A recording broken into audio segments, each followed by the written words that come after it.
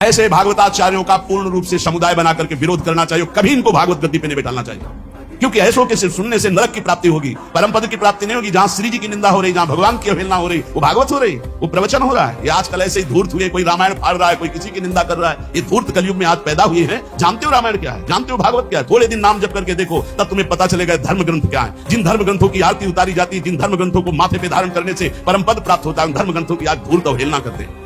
कोई बोलने वाला नहीं, क्योंकि सब अपने स्वार्थ में।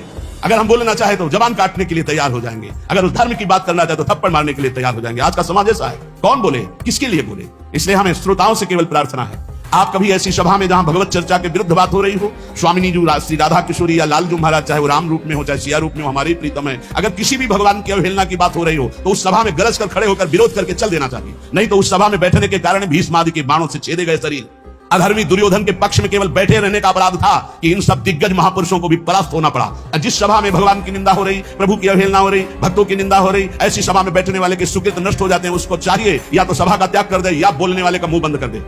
हमें गाली दो तो चलेगा, हमारे धर्म, हमारे राष्ट्र, हमारे इष्ट के विषय में फिर ये नपुंसकता होगी कि अपने इष्ट की निंदा, अपने गुरु की निंदा, अपने प्रभु की निंदा, अपने राष्ट्र की अवहेलना, अधर्म आचरण देखकर हम मौन रहे कि नहीं हम साधु हैं, हमें गाली दोगे, हमें मारोगे, सह लेंगे। लेकिन हमारे इष्ट के प्रति, हमारे गुरु के प्रति, हमारे धर्म के प्रति बोलोगे तो प्राण न्यौछावर कर देंगे, तुम्हें बोलने लायक नहीं रखेंगे। धर्म का स्वरूप यही है।